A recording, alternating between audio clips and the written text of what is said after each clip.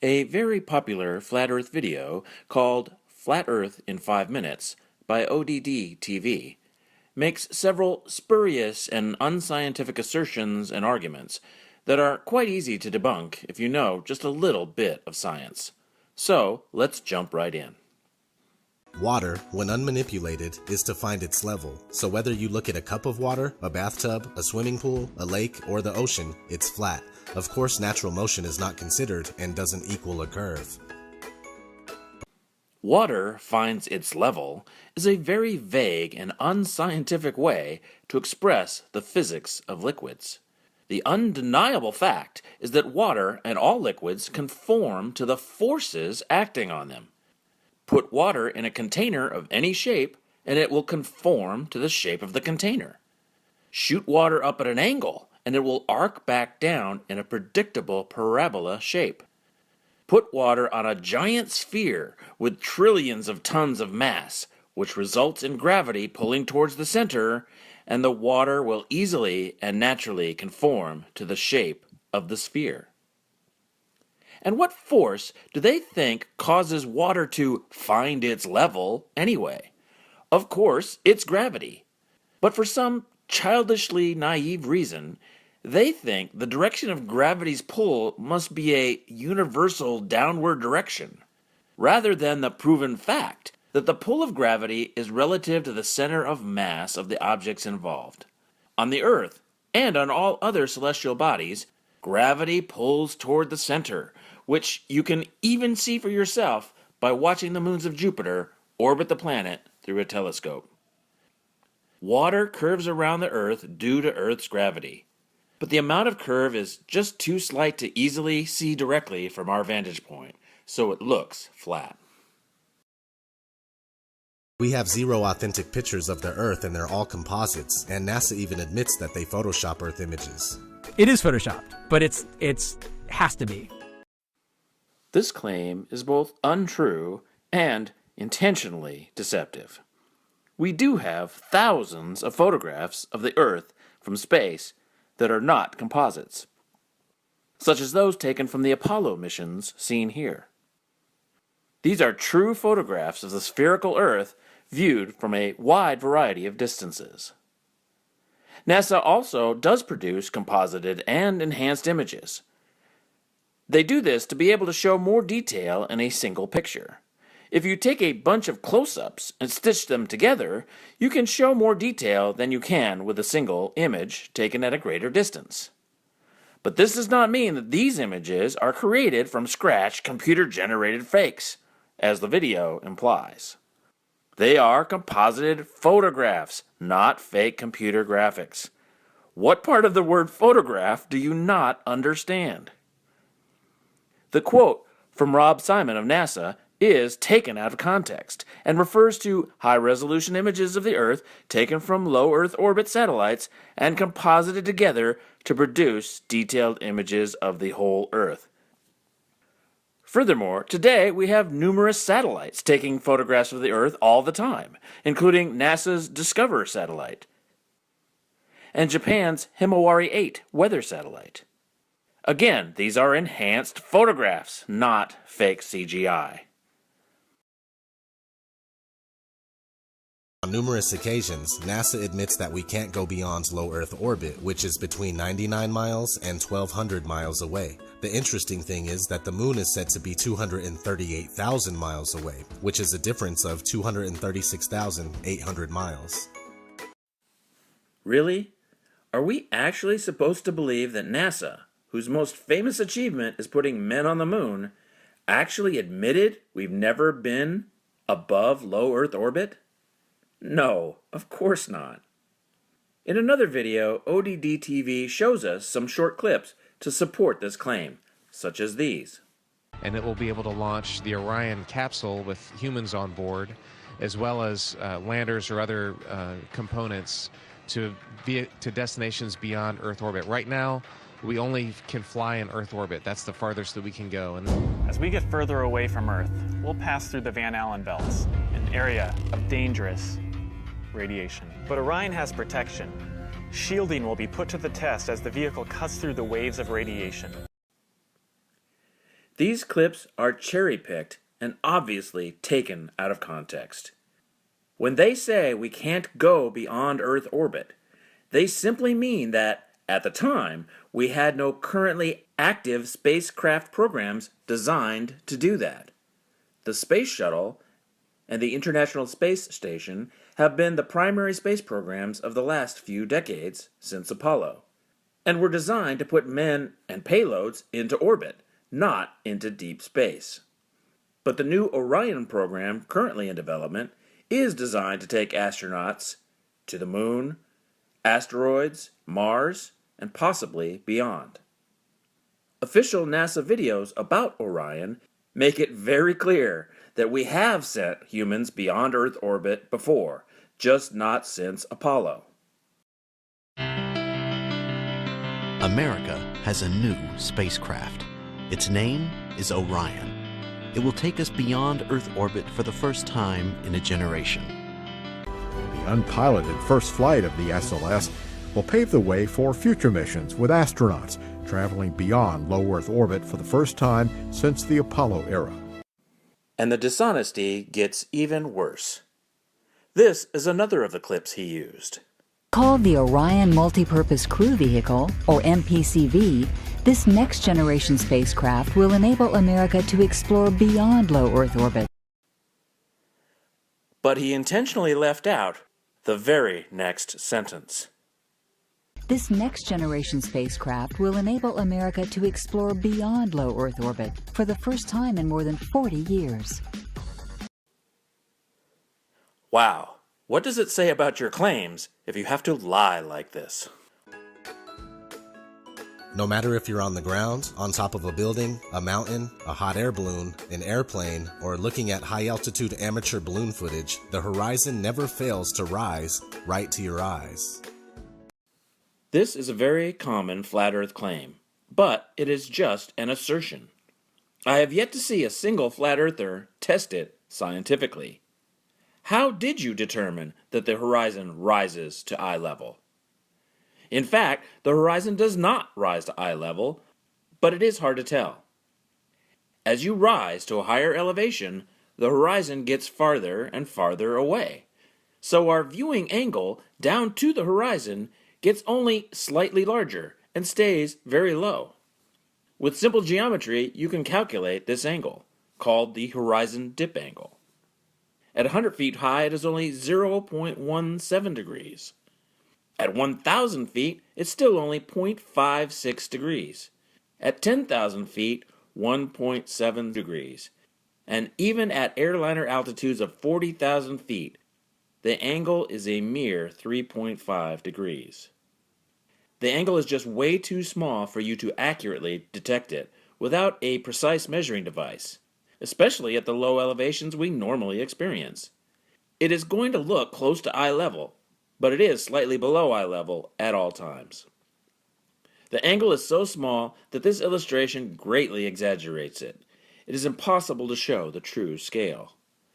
How do you know you aren't tipping your head or your camera just slightly when looking out to the horizon? I don't have a magical leveling device in my head. No one does.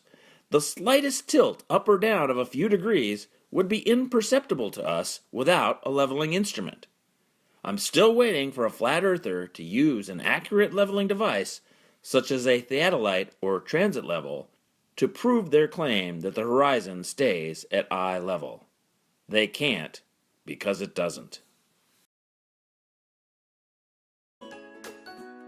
Whether you are looking at Toronto's skyline from Niagara-on-the-Lake, 31 miles away, Chicago's skyline from Union Pier, 43 miles away, or even Oahu from Kauai, which is up to 108 miles away from center to center, or 73 miles away from the closest points, you will not see any curvature where it's supposed to be. According to the Pythagorean theorem, which states that the curvature of the Earth is 8 inches per mile squared, Oahu should not be visible whatsoever, but you can see the whole thing. First of all, it is important to know that flat earthers are all using the same incorrect calculation when talking about the curve of the Earth. The 8 inches per mile squared calculation does not measure the curvature of the line of sight, or tell you how much of an object should be hidden by the horizon. Rather, it measures the drop from an imaginary horizontal line extended out from the viewer's position. That is measurement D in this diagram. You can easily see that this does not tell us how much will be hidden behind the horizon. There is a different calculation for that. There is a website that will do that calculation correctly for you for any distance and viewing height at metabunk.org/curve. The details of the calculation are explained on that site as well.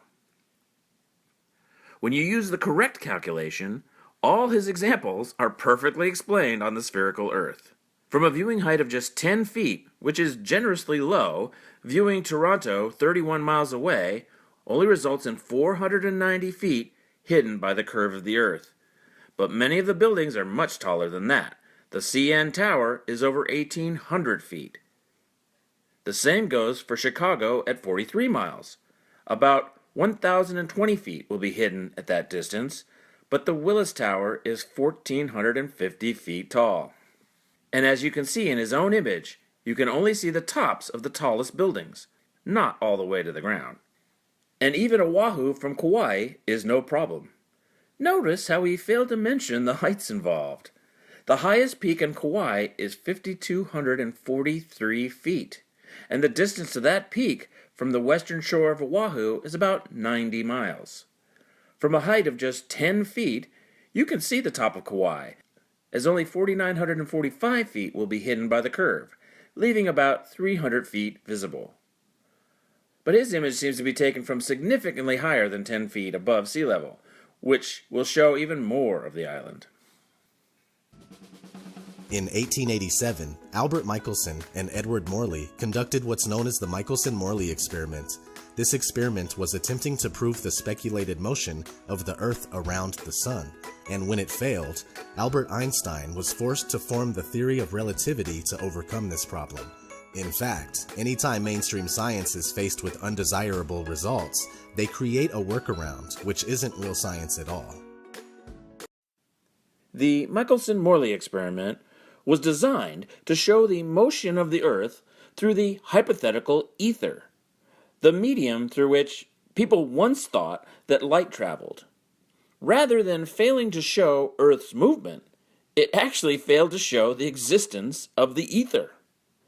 In fact, more recent optical resonator experiments confirmed the absence of any ether wind at sensitivity levels far exceeding what Michelson and Morley were capable of detecting.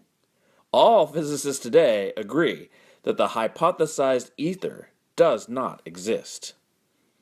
Einstein's theory of relativity, on the other hand, has been confirmed by many different observations and experiments.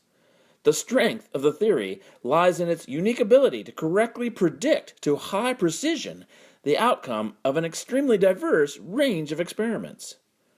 On what basis, I wonder, does ODD assert that the Michelson and Morley experiment proved the Earth does not move, but rejects Einstein's work, when the entire scientific community and all the experiments and data gathered over the last 100 years point to the opposite? Surely not a scientific basis. It appears to be purely based on confirmation bias, a belief rather than a reasoned conclusion that the Earth is flat. The Sun is claimed to be 93 million miles away, with a radius of over 400,000 miles, but can easily be proven to be much closer and smaller by tracing the crepuscular rays back to its origin in the sky. If the Sun were indeed 93 million miles away, it would simply be impossible to have angled sun rays, as they should all consistently come in straight. Crepuscular rays do not prove the Sun is close. They are simply due to perspective. The Sun is so far away that its rays are essentially parallel when they reach the Earth. Notice that the pictures you see of these types of rays typically show that the Sun is low in the sky and directly behind the rays. The rays peek through gaps in the clouds and reflect off vapor or dust particles in the atmosphere.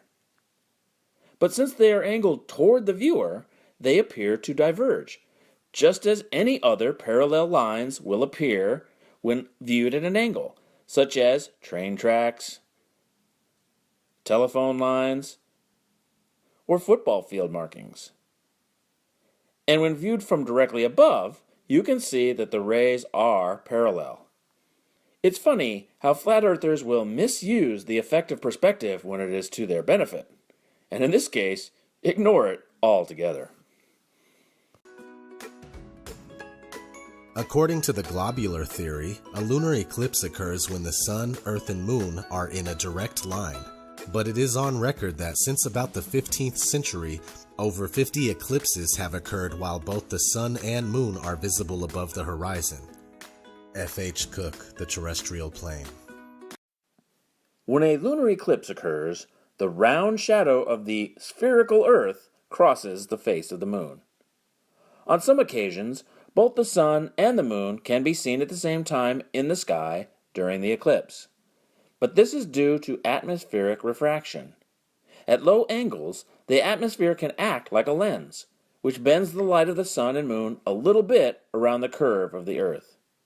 But this effect only lasts 1 to 6 minutes, and only if you are viewing from the right place, before the Sun or Moon sets behind the horizon. Flat earthers have no scientific answer for what causes lunar eclipses in the first place, so using them as evidence for a flat Earth is odd indeed. Especially considering the simple fact that lunar eclipses always occur at full moon, when the moon is opposite the sun, which very clearly indicates that the round shadow we see on the moon is none other than that of the spherical Earth.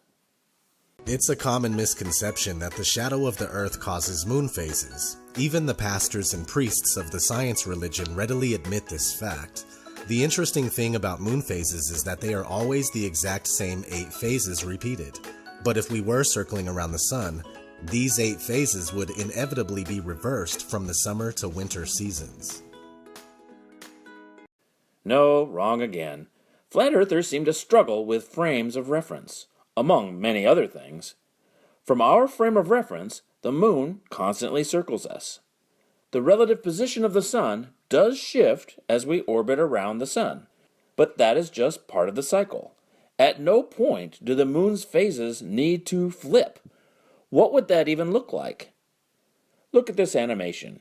Do you see any flipping of the dark and light sides of the moon? No. It just takes a little longer to go through each cycle because of the Earth's orbit. By the time the moon has come back around toward the sun, the Earth's position has shifted. But there is no reason we would notice that. It just makes the moon's cycle a little bit longer than it would be if we were not orbiting the sun, about 2 days longer. His diagram shows the phases from outside the solar system. But of course, that is not how we view it, so it is misleading. From our frame of reference on the Earth, the moon's phases just occur in a continuous cycle, gradually changing each day, and the Earth's orbit around the sun is just a natural and consistent part of the cycle. We are told that the Earth spins at 1,040 miles per hour, while the Earth travels around the sun at 66,000 miles per hour. Meanwhile, the whole solar system is going inside the Milky Way galaxy at a speed of 490,000 miles per hour. And finally, the entire Milky Way galaxy is darting through infinite space at over 1 million miles per hour. Most people believe this, and yet every experiment ever conducted to prove even the simple spin of the Earth has failed. No. Look at the stars each night, and notice, in the northern hemisphere, they appear to rotate counterclockwise around the northern celestial pole, and a star called Polaris. And in the southern hemisphere, different stars appear to rotate around the southern celestial pole in the opposite direction, clockwise. This alone proves the Earth spins. You can see thousands of time-lapse imagery of this, produced independently by professional and amateur astronomers. As for the Earth's orbit around the sun, we don't see that because the stars are so tremendously far away. Our trip around the sun is minuscule in comparison, so our view only changes by a tiny, barely measurable amount, not large enough for us to see. And as for all the other movements, we don't see them because all the stars we see with the naked eye are in the Milky Way galaxy with us, moving at about the same speed and direction with us. The same thing goes for curvature. It's never been proven, and the only time we see it is in movies, NASA CGI, or when we're looking through a distorted fisheye lens. So, we have never seen the curvature? Well, only if you reject all images of Earth from space, and only if you have never seen the sun or moon rise or set. They obviously slide behind the horizon due to the Earth's curvature, rather than shrinking out of view as they would if they were just circling above a flat Earth. And only if you have never measured the angle of the sun or stars above the horizon with a sextant to determine your latitude, as sailors have done for centuries. And only if you have never watched the stars rotate around two celestial poles. We can easily detect the curvature in these ways, and many other ways. But if you just look out at the surface, it looks flat, because it is so big and we are so close to it. We can only see a tiny part of the Earth, unless we are in space, and it only curves by a tiny 1% every 69 miles. And we don't just detect the curve, we also measure it directly. For centuries, geodesic surveying techniques have been used to accurately measure the Earth's curvature, for the purposes of allocating land, laying out cities, and making maps. When measuring large segments of land, the Earth's curvature becomes readily apparent. The angles of a triangle on a plane always add up to 180 degrees. But if you accurately measure any sufficiently large triangle on the surface of the Earth, you will unfailingly discover that the sum of the angles exceeds 180 degrees by a little bit. This is called spherical excess, and it is due to the Earth's curvature. Flat earthers love to claim we can't see the curve, but fail to accept all the ways we can scientifically detect it and measure it. Thanks for watching. Be sure to watch my video series, Proving the Earth is Not Flat, and also click here to subscribe.